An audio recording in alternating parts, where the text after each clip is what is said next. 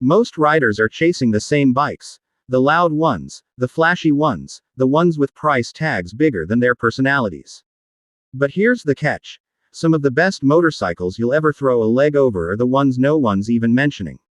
What if I told you there's a bike out there that can outperform a Harley, cost you half as much, and last longer than your first serious relationship?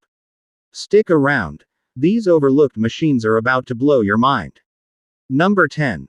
Suzuki GS 500. Looking for a motorcycle that simply does what it's supposed to. No drama, no debt. That's exactly what the Suzuki GS 500 has been doing quietly since the late 80s. No flashy fairings, no futuristic electronics, and no desperate cries for attention. Just a straightforward 487cc air-cooled twin that'll outlast bikes priced 3 times higher. They still pop up dirt cheap because no one's out there bragging about owning one, and that's exactly why smart riders snap them up. Yeah, people call it a beginner bike, but don't confuse that with boring. With 47 horsepower and a curb weight under 400 pounds, the GS 500 will cruise at 70 miles per hour all day long and still sip gas like a scooter. Think 50 to 70 mpg. Number 9. MZ Scorpion. Heard of the MZ Scorpion? Probably not. And that's exactly what makes it such a hidden treasure. Built from 1994 to 2004 by East Germany's MZ, the Scorpion quietly got everything right and was still ignored. With a Yamaha engine, British design, and Italian parts, it was an international project with no marketing and even less ego. At its core, a 660cc liquid-cooled single, the same 5-valve thumper from the Yamaha 660 Seychelles rupees, producing around 48 to 58 HP. It won't rip your arms off, but here's the kicker. It weighs only 380 pounds dry. That power-to-weight ratio makes 110 miles per hour feel like nothing. Club racers adored it for being simple, reliable, and endlessly tunable. Some even pushed them to 150% of their stock power. It came in 3 flavors: Sport, Tour, and Traveler, and each one was a class overachiever. Stainless exhausts, 2-up seating, panniers, and in some cases adjustable bars and pegs. Suspension, brakes, wheels, premium GKA hardware that gave it serious handling chops. So why haven't you seen one? No hype, no dealer push, no shiny ads. Number 8. Yamaha YZF-600R Thundercat. The Thundercat is one of those bikes that ticks every box: speed, comfort, reliability, and still barely gets a mention.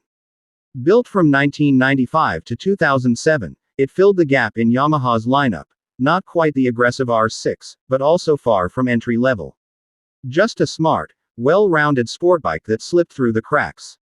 Under the tank, a 599cc inline-4 putting out around 100 horsepower. Not mind-blowing, but more than enough to handle back roads or pass a semi without a downshift. Top speed, just under 150 miles per hour. That's R6 adjacent territory, without the backbreaking ergonomics. At 417 pounds dry, it hits that Goldilocks zone: light enough to play, stable enough to tour. And that's where the Thundercat really earns its stripes. Big comfortable seat, relaxed bars, and a 5-gallon tank that keeps you riding longer than most supersports. Number 7.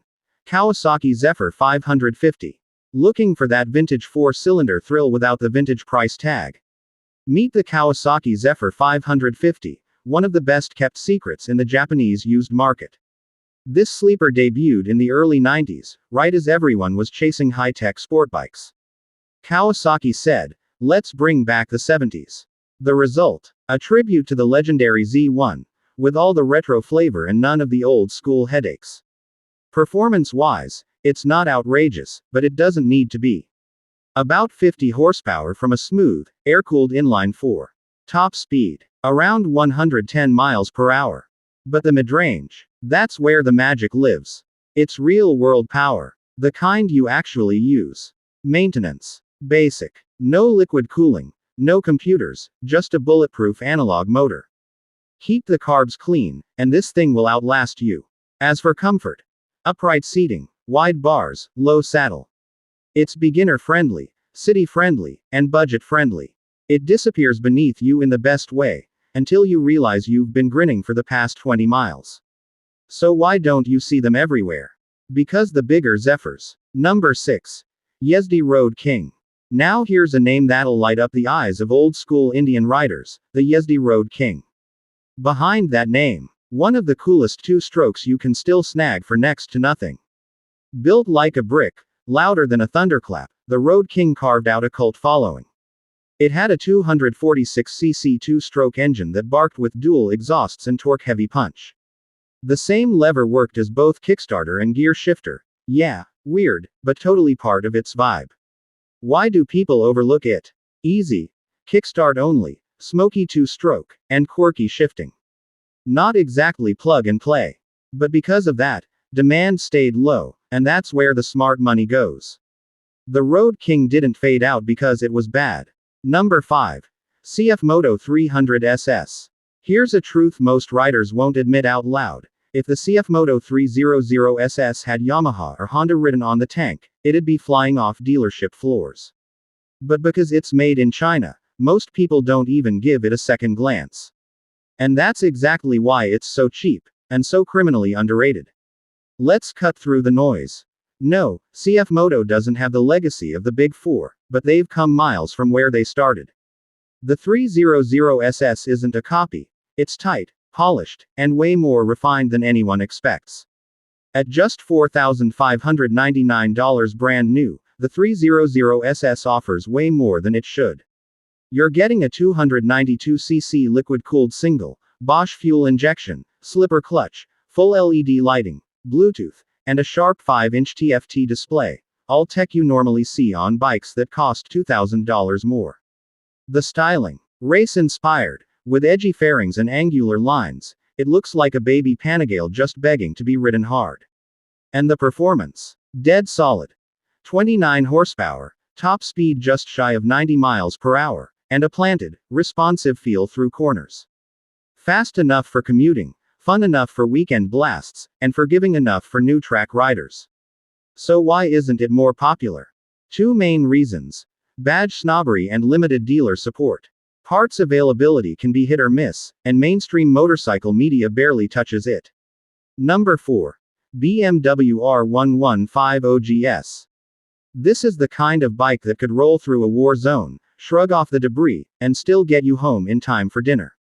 The BMW R115 OGS is the original ADV Brute, the bike that launched the modern adventure segment into what it is now.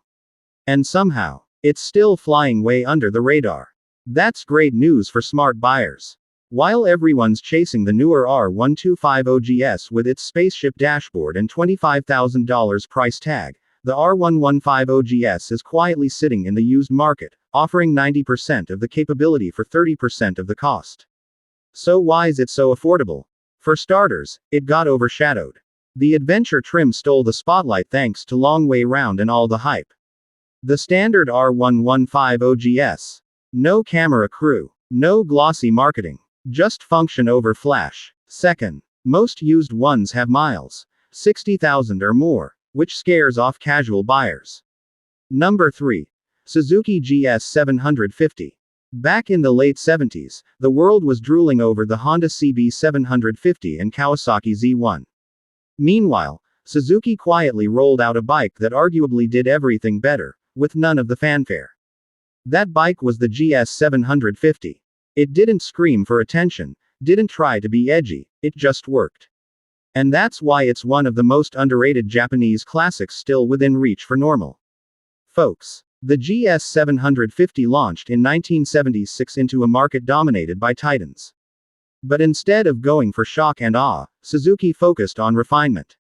A 748cc DOHC inline 4 with balance, reliability, and poise. It perfected the UJM formula, even if it didn't reinvent it. The problem? It had no flashy hook. It wasn't the first, like the CB 750. It wasn't the fastest. It didn't win any famous races or star in cult films. Number 2. Yamaha VMAX, General 1. This isn't a motorcycle. It's a missile strapped to a steel frame. The original Yamaha VMAX didn't just turn heads, it melted minds. Born in 1985, The Gen 1 VMAX packed a 1197cc liquid-cooled V4 that cranked out 145 horsepower in a straight line that felt like time travel. The secret sauce: V-Boost. A system that opened butterfly valves at high RPMs to unleash a second wind of fury. It didn't corner. It didn't care. It was built to blast past everything at the lights. Used Gen 1 VMAXs. I've seen solid runners from $3,500 to $5,000. Clean, low-mile examples hit $6,000 to $7,000. You're getting old-school muscle bike vibes with a V4 growl that's still unmatched. Maintenance. It's an old Yamaha. Parts exist, forums are everywhere, and there's a cult-sized brain trust keeping them alive. Number 1. Honda Nighthawk 750. If ever there was a bike that defined sleeper, it's the Honda Nighthawk 750. Produced from 1991 to 2003, this bike wasn't meant to impress, it was built to serve. A 747cc air-cooled inline-4. Hydraulic valves, shaft drive, and a near-bulletproof engine. No adjustments, no chains, no drama. Just gas, ride, repeat. And that's exactly why riders in the know swear by it. With around 75 horsepower and a weight just under 500 pounds, the Nighthawk isn't fast, but it's smooth, balanced, and happy to cruise all day. The ergonomics: upright and all-day comfy. The styling: simple, clean, almost invisible. And that's the magic. It blends in until you realize it might be the smartest motorcycle ever made. It needs almost nothing. It breaks almost never. It starts every damn time. And when something does go wrong, fixing it is easier than ordering takeout. Want more bikes that don't care about trends and just ride forever? Smash that subscribe button. Drop a comment with your